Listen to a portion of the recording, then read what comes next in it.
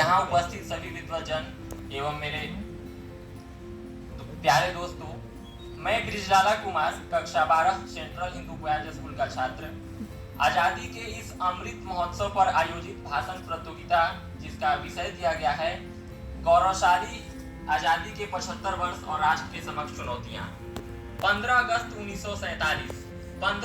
1947 को देश आजाद हुआ। भारतवासी आजाद फिजा में सांस लिए और हमने इस आजादी के मूल्य भी चुकाए। आजादी हमें ऐसे ही नहीं मिली। आजादी के दौरान कई बहनों ने अपनी जो भाई की कलाई है उसकी राखी को खोई है। कई महिलाओं ने अपनी मांग के सिंदूर को धोया है और तब जाकर हमें आजादी मिली है।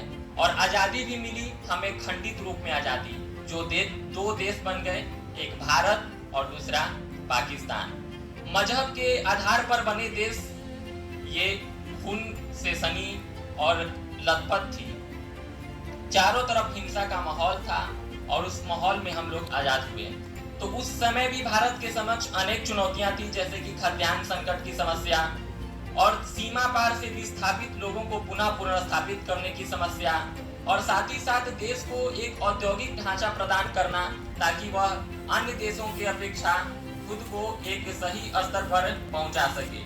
तो आजादी के बाद हमने कई शानदार अभूतपूर्व प्रगति की है, जैसे कि हमने सबसे सस्ता विश्व का मंगल मिशन तय किया है।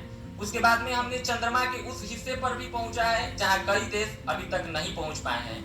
और साथ ही साथ कोविड काल के दौरान भी हमने कई अभूतपूर्व प्रगति की है। हम एक विकासशील देश होते हुए भी दुनिया के देशों को फ्री वैक्सीन पहुंचाने का काम किया है। और साथ ही साथ अनेक प्रकार के जो विज्ञान से लेकर अनुसंधान के क्षेत्र में भी हमने योगदान दिया है। लेकिन अभी भी राष्ट्र के समक्ष कई चुनौतियां हैं। राष्ट्र के समक्ष अभी भी बेरोजगारी, अशिक्षा और साथ ही साथ शिक्षा व्यवस्था को दुरुस्त करने की समस्या भी अभी देश की एक बड़ी समस्या है। आज भी कई लोग ऐसे हैं जो लोग एक शाम यानी एक वक्त का भोजन तो करते हैं, लेकिन दूसरे वक्त की चिंता सताती रहती है। तो हम आखिर उन लोगों को कैसे समझाएं कि तुम लोग अमृत काल में जी रहे हो। देश की सरकार अमृत काल मना रही है, लेकिन जो अभी भी झुग्गी झोपड़ियों में रह रहे हैं, अभी भी जिनके पास घर नहीं है, तो वो हर घर तिरंगा कैसे मुहिम चलाएं जिनके पास घर ही नहीं है।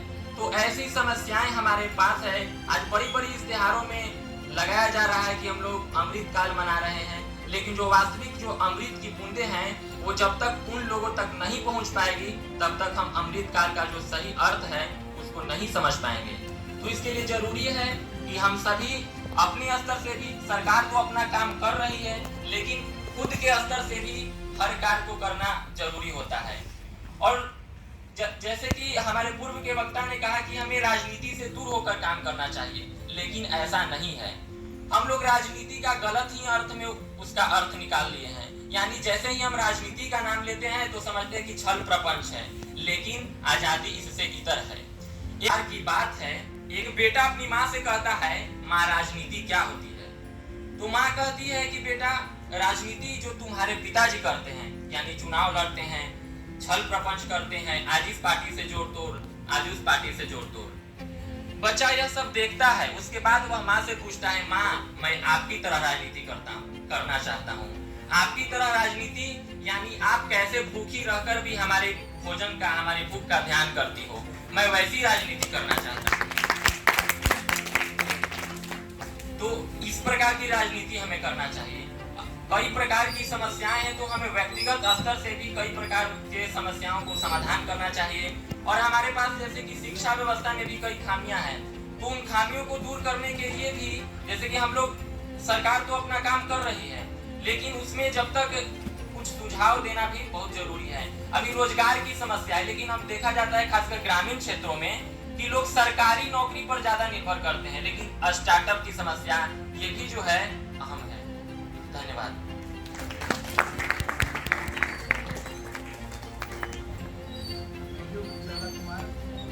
अमृत यशवंत